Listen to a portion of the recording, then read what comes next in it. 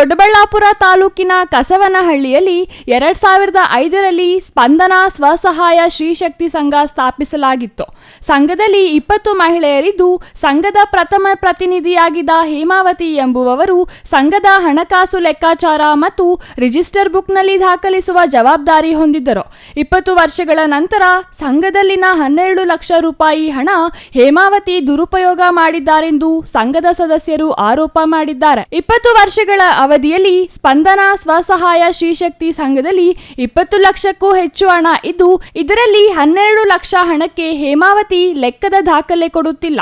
ಹಣ ದುರುಪಯೋಗ ಬೆಳಕಿಗೆ ಬರುತ್ತದೆ ಎಂದು ಹೇಮಾವತಿ ರಿಜಿಸ್ಟರ್ ಬುಕ್ ಮತ್ತು ಸದಸ್ಯರ ಕೈಪಿಡಿ ಬುಕ್ಗಳನ್ನು ನಾಶ ಮಾಡಿದ್ದಾರೆ.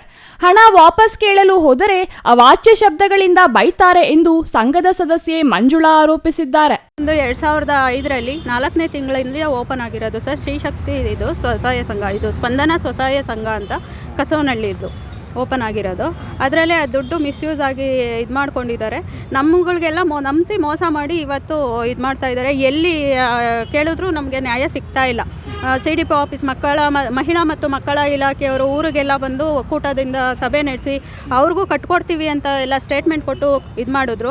ಅವರು 2-3 ತಿಂಗಳಿಂದ ಮುಂದಕ್ಕೆ ಹಾಕೊಂಬಂದರು, ಕೊಡ್ತೀವಿ ಮಾಡಿಸ್ಕೊಡ್ತೀವಿ ಅಂತ. ಇವತ್ತು ಬೆಳಗಿಂದ ಸಾಯಂಕಾಲವರೆಗೂ ಅಲ್ಲೇ ಕಾಯ್ದಿದ್ದೀವಿ. ಒಬ್ಬ ಅಧಿಕಾರಿನೂ ಬರಲಿಲ್ಲ ನಮಗೆ. ಮೊನ್ನೆ ಸೋಮವಾರ ಬಂದು ಪೊಲೀಸ್ ಸ್ಟೇಷನಲ್ಲಿ ಕಂಪ್ಲೇಂಟ್ ಕೊಡೋಕೆ ಬಂದರೆ ಅವರೂ ನಿರ್ಲಕ್ಷ್ಯ ತೋರಿಸಿದ್ದಾರೆ. ಮಹಿಳಾ ಸ್ಟೇಷನ್ಗೆ ಹೋದರೆ ಅವರು ನಮಗೆ ಇದು ಬರಲ್ಲ, ದುಡ್ಡಿನ ವ್ಯವಹಾರದ್ದು ಬರಲ್ಲ, ಏನಿದ್ರು ಬರೀ ಜಗಳ ಆಡೋದು ಅದು ಇದು, ಏನೇ ಒಂದು ಸುಮ್ಮನೆ ನಾವು ಕರೆಸಿ ಮಾತಾಡ್ಬೋದು ಅಷ್ಟೇ, ಕಟ್ಕೊಟ್ರೆ ಕಟ್ಕೊಡ್ಬೋದು, ಇಲ್ಲಾಂದರೆ ಇದಾಗ್ಬೋದು ಅಂತ ಅವರು ನಮ್ಗೆ ಕಂಪ್ಲೇಂಟ್ ತೊಗೊಂಡಿಲ್ಲ. ಇಲ್ಲೂ ಬಂದರೆ ಹೆಣ್ಮಕ್ಳನ್ನ ಈಯಾಳ್ಸೋ ಥರ ಮಾತಾಡಿ ಕಳಿಸುತ್ತಾರೆ ಸರ್. ನಮಗೆ ಹೇಮಾವತಿ ಅನ್ನೋರು ಸಂಘದ ಪ್ರತಿನಿಧಿ ನಂಬರ್ 1, ಅವರೇ ಬುಕ್ಕು ಎಲ್ಲ ನಿರ್ವಹಿಸ್ತಾ ಇದ್ದಂಥ ವ್ಯಕ್ತಿ ಸರ್. ನಮಗೆ ಇವಾಗ ಇಷ್ಟು ದಿನ ನಮ್ಗೆ ಗೊತ್ತೇ ಇರಲಿಲ್ಲ ಸರ್. ಸ್ವಲ್ಪ ಡೌಟ್ ಬಂದಿತ್ತು ಒಂದು 6 ತಿಂಗಳು ಮುಂಚೆಯಿಂದ. ಅವಾಗಿಂದ ಸ್ವಲ್ಪ ಕಂಡೀಷನ್ ಮಾಡ್ತಾಯಿದ್ವಿ, ಬರೀ ಅಂದ್ರೂ ಬರೀತಾ ಇರಲಿಲ್ಲ. ಆದ್ರೂ ಮೋಸ ಮಾಡ್ತಾನೆ ಬಂದರು. ಚೀಟಿ ಏನಾಯ್ತು ಸಂಘದ ಹತ್ರ ಕೂತ್ಕೊಂಡು ಕೌಂಟ್ ಮಾಡಿ ಇದು ಮಾಡಿ ಕೊಡೋಣ.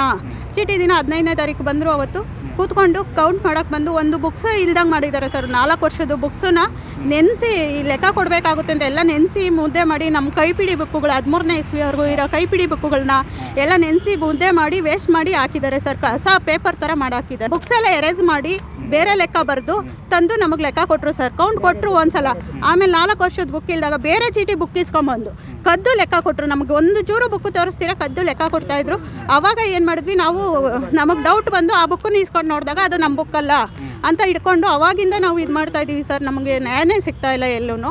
ಅವರೂ ಈಗ ಊರಿಂದ ಒಂದು ಯಾರನ್ನ ಮುಖಂಡ್ರು ಅಂತ ಕರ್ಕೊಂಬಂದ್ರೂ ಅವ್ರಿಗೂ ಮರ್ಯಾದೆ ಕೊಡ್ತಾ ಇಲ್ಲ, ರೆಸ್ಪೆಕ್ಟ್ ಕೊಡ್ತಾ ಇಲ್ಲ. ಅವರು ಬರ್ತಾರೆ ಒಂದಿನ, ಯಾರ ಹತ್ರ ಹೋಗ್ತೀರಾ ಹೋಗ್ರಿ, ಎಲ್ಗೆ ಹೋಗ್ತೀರಾ ಹೋಗ್ರಿ ಅಂತ ಹೇಳಿ ಇದು ಮಾಡ್ತಾ ಇದ್ದಾರೆ. ಸಂಘದ ಸದಸ್ಯರ ಆರೋಪ ನಿರಾಕರಿಸುವ ಹೇಮಾವತಿ, ನನ್ನಿಂದ ರಿಜಿಸ್ಟರ್ ಬುಕ್ ಕಿತ್ಕೊಂಡು ಹೋಗಿ ಬುಕ್ನಲ್ಲಿರುವ ದಾಖಲೆಗಳನ್ನು ತೆಗೆದಿದವರು ಅವರೇ ಆಗಿದ್ದು, ಈಗ 15 ಲಕ್ಷ ಹಣ ಕೊಡುವಂತೆ ಕಿರುಕುಳ ಕೊಡುತ್ತಿದ್ದರು.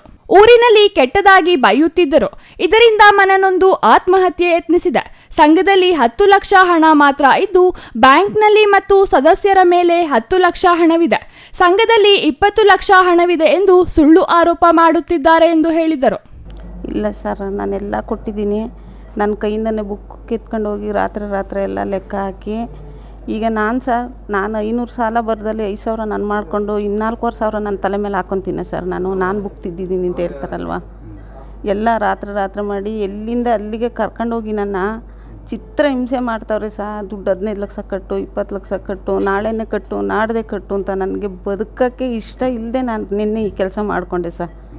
ನನಗೆ ಸಾಧ್ಯನೇ ಇಲ್ಲ ಬದುಕೋಕ್ಕೆ. ಆ ಥರ ಅವಮಾನ ಮಾಡ್ತಾರೆ. ಊರಲ್ಲಿ ಸ್ಕೂಲ್ಗೆ ಅಂತ ನಡ್ಕೊಂಡು ಹೋಗ್ಬೇಕು, ಇಲ್ಲಿಂದ ಅಲ್ಲಿಗೆ ಹೋಗೋಕೆ ಕೆಟ್ಟ ಮಾತುಗಳು ಬೈಯೋದು, ಇದೆಲ್ಲ ನನಗೆ ಅವಮಾನ ತಡೆಯೋಕ್ಕೆ ಆಗಲಿಲ್ಲ ಸರ್. ನನಗೆ ಜೀವನನೇ ಬೇಡ ಅನ್ನಷ್ಟು ಆಗ್ಬಿಡ್ತು. ನಾನು ಅದಕ್ಕೆ ಈ ಕೆಲಸ ಮಾಡಿಕೊಂಡೆ ಸರ್. ನಾನು ದುಡ್ಡು ಏನಿಲ್ಲ ಸರ್, ಇರೋದು 10 ಲಕ್ಷ ಹಂಚ್ಕೊಂಡಿದ್ದೀವಿ. ಜನಗಳ ಮೇಲೆ ಸ್ವಲ್ಪ ಸಾಲ ಐತೆ, ಬ್ಯಾಂಕಲ್ಲಿ ಒಂದು ಸ್ವಲ್ಪ ಐತೆ.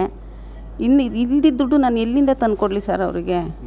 ಇಲ್ದಿದ್ದ ದುಡ್ಡು ಎಲ್ಲಿಂದ ತಂದು ಕೊಡಲಿ? ನಾನು ಸುಮ್ಮನೆ ವಿನಾಕಾರಣ ಮಾಡ್ತಾ ಇರೋದು ಸರ್. ಇದು ಸುಮ್ಮನೆ ಏನೋ ಬೇರೆ ಇದು ತಂದು ವಿನಾಕಾರಣ ನನ್ನ ಮೇಲೆ, ಈ ಸಂಘದ ಮೇಲೆ ಸುಮ್ಮನೆ ಆರೋಪ ಹೊರಿಸಿ ಇದು ಮಾಡ್ತಾಯಿದ್ದಾರೆ ಅಷ್ಟೇ. ಪ್ರತಿಯೊಂದು ಬುಕ್ಕು, ಪಾಸ್ಬುಕ್ಕು, ಸೀಲು ಎಲ್ಲ ಎತ್ಕೊಂಡಿದ್ದಾರೆ. 3-3.5 ತಿಂಗಳಾಯಿತು ನನ್ನ ಹತ್ರ ಎತ್ಕೊಂಡು ಹೋಗಿ. ಇವತ್ತು ನನ್ನ ಕೈ ಕೊಟ್ಟಿಲ್ಲ. ನನ್ನ ಕೈಗೆ ಒರಿಜಿನಲ್ ಬುಕ್ಕು ಕೊಡದೆ ಅವರೇ ಲೆಕ್ಕಗಳು ಮಾಡ್ಕೊಂಡು ಈಗ ಲೆಕ್ಕ ಕೊಡು ಅಂದರೆ ಏನರ ಲೆಕ್ಕ ಕಟ್ಟಲಿ ಸರ್? ನಾನು ಯಾವ ಥರ ಬೇಕು ಆ ಥರ ತಿದ್ದಿ ಲೆಕ್ಕ ತಗೊಂಡಿದ್ದಾರೆ ಅವರು. ಈಗ ನನ್ನ ಹತ್ರ ಲೆಕ್ಕ ಕೊಡು ಅಂದ್ರೆ ಏನರಲ್ಲಿ ಲೆಕ್ಕ ಕೊಡಲಿ ಸರ್ ನಾನು? ಗ್ರಾಮೀಣ ಮಹಿಳೆಯರು ಆರ್ಥಿಕ ಸಬಲೀಕರಣಕ್ಕಾಗಿ ಪ್ರಾರಂಭವಾದ ಸ್ತ್ರೀಶಕ್ತಿ ಸಂಘಗಳು ಮಹಿಳೆಯರ ಸ್ವಾವಲಂಬಿ ಜೀವನಕ್ಕೆ ನೆರವಾಗಿತ್ತು. ಮಹಿಳೆಯರಿಂದಲೇ ನಡೆಯುತ್ತಿದ್ದ ಸಂಘದಲ್ಲಿಯೂ ಅವ್ಯವಹಾರದ ಆರೋಪ ಪ್ರತ್ಯಾರೋಪ ಕೇಳಿಬಂದಿದೆ. ಇದರ ನಡುವೆ ತಮ್ಮ ಶ್ರಮದ ಹಣವನ್ನು ಕಳೆದುಕೊಳ್ಳುವ ಭಯದಲ್ಲಿ ಬಡ ಮಹಿಳೆಯರಿದ್ದಾರೆ. Mahesh, CTV news, Doddaballapura.